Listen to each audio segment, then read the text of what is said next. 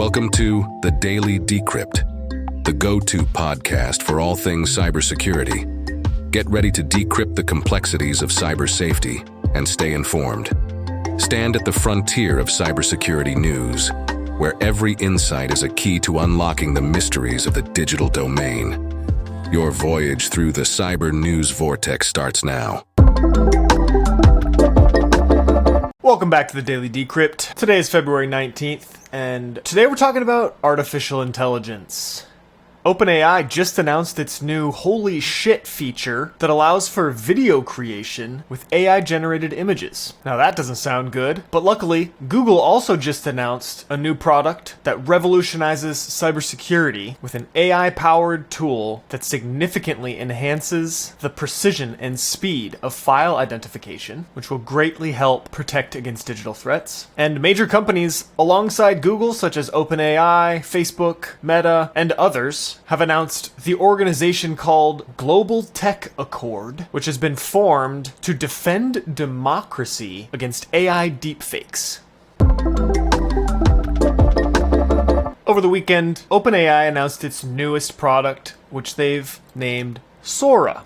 And Sora is able to create videos using AI images that are completely fake. Sora is a text-to-image AI model that has the whole tech world buzzing, not only with excitement, but with a little touch of existential dread. Sora will allow you to type in a sentence or a prompt just as you would with ChatGPT, but instead of returning text or an image, it will return a video of anything you'd like. I swear the only thing faster than the internet's meme cycle is the pace of innovation in artificial intelligence. The tech behind Sora is a concoction of AI models that use something called stable diffusion or a diffusion model, which essentially just creates noise and then scrapes it away in a series of layers. So beyond that, I can't really help you. But if you've looked at Midjourney as it's creating these images, you can kind of know what I mean. It starts out as a completely noisy image and then slowly transforms into what you requested. It's introducing a new technology called temporal consistency, which ensures that the objects in the video remain stable and steady across time, which is what the video encompasses, is time. As you know, videos are made up of hundreds of thousands of images put together, usually about 24 per second if you're watching a Hollywood video. And so this new technology essentially makes sure that the objects in the image stay pretty consistent as they change. Now, this has not been able to be done before. If you've ever tried to use one of these AI image generators, keeping them consistent from one to the other is very difficult. So this is a huge feat of engineering, but it's, yes, also a little scary. So great, now we have this feature that anybody can type in a sentence and have it create a video of very realistic humans and other objects. But companies like OpenAI have imposed restrictions on the user for good reason, but what most average users don't fully understand is this consumer technology, OpenAI, ChatGPT, is largely based off of open source technology that's available on GitHub. And since it's open source, anyone can use it, and anyone can modify these restrictions. In fact, I don't even believe that the open source versions of these stable diffusion technologies have any restrictions on them. So thanks for giving us this great idea, OpenAI, but how are we going to protect against this open source software?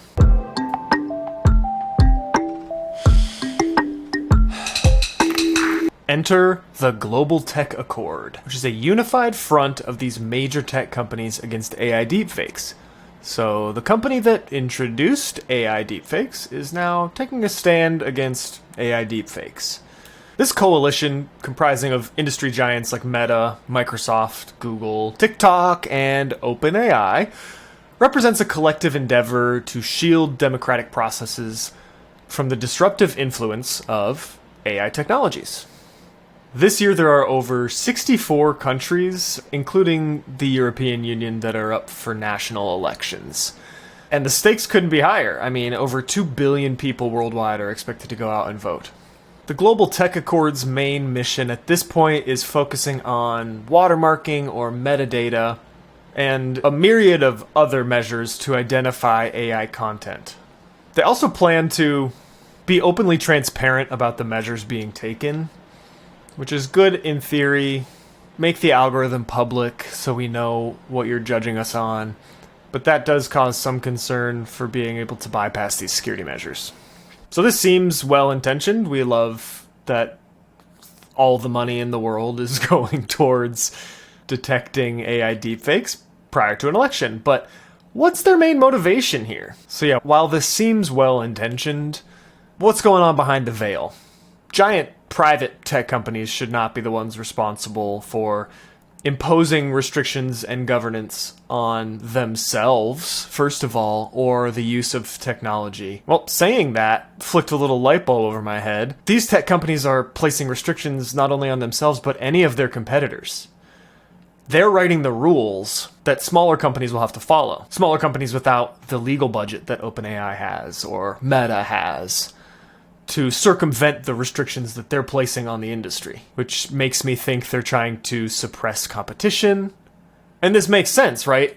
Essentially, they're marking themselves as the government of the world tech conglomerate, which makes them extremely powerful, more powerful than the government. And they want to prove to us that they're doing what the government can't do and build the trust of the citizens in hopes that we will continue to allow them to be the governing force. This is pretty scary saying it out loud. It's pretty obvious what's going on here on a very simple scale. These tech companies realize that if they can band together, they can rule the world. If they're the people that are responsible for governing companies like this and technologies, what are they not? Nobody's looking into them. Governments of the world are thanking them for doing what they don't have the budget or time to do, or knowledge. And this facade is covering up whatever they're doing behind the curtain. All in all, thank you for prioritizing the identification of artificial intelligently created content. But if you're really the superhero that you want the country to think that you are, please encourage a more democratic approach. Please encourage the governments to look into you. You need to be held accountable.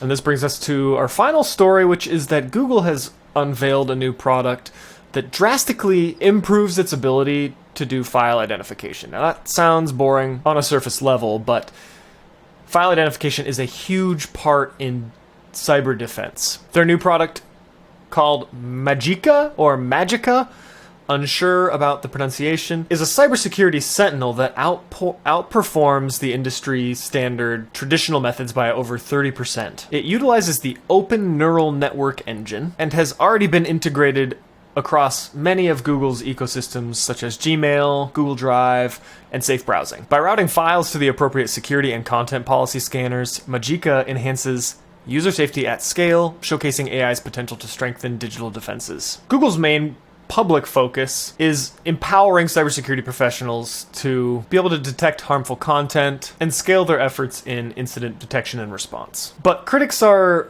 openly critical about the methods that Google is using to train these AI models, such as web scraping, which has been under fire by lawmakers pretty recently. There's a great potential that these AI models have ingested content that they weren't supposed to, legally, ethically, morally, and this needs to be addressed. There's also a large concern about what I'm just learning about, known as the sleeper agent concern, which has been highlighted in recent research and essentially claims that these large language models could have been fed malformed data or incorrect data.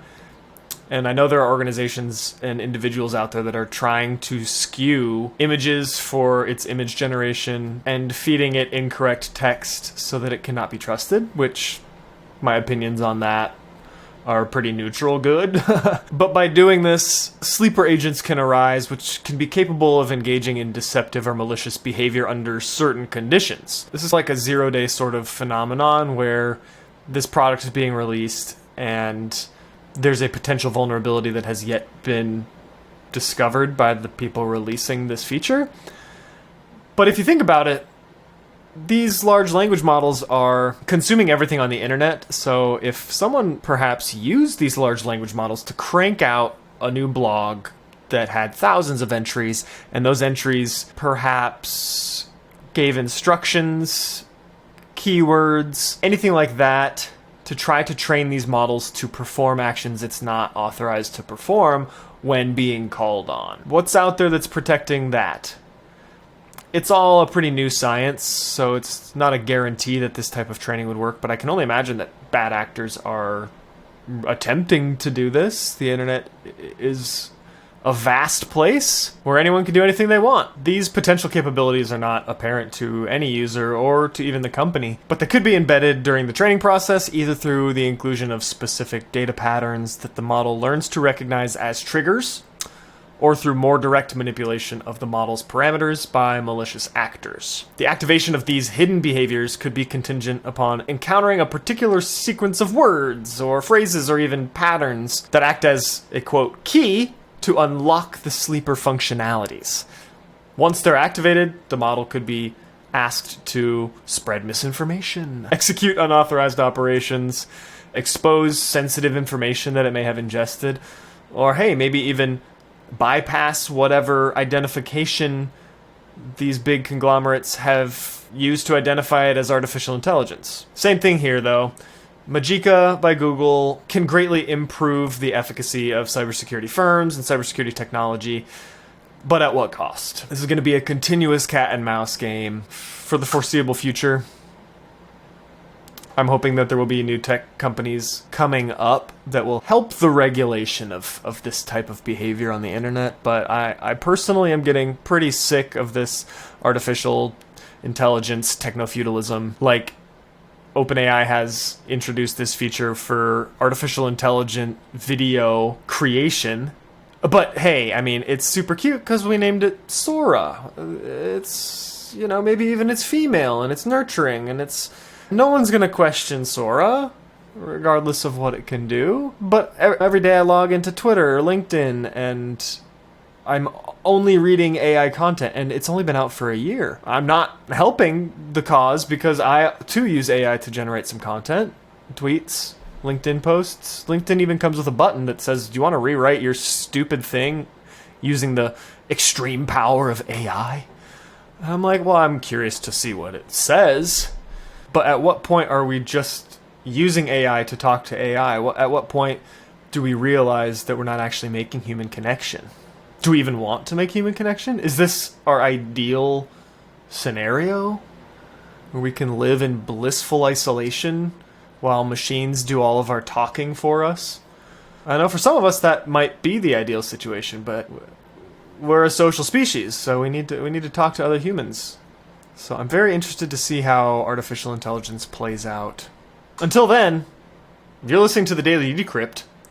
I am a real person, and hopefully I stay a real person. Thanks for listening, and we'll be back with more news tomorrow.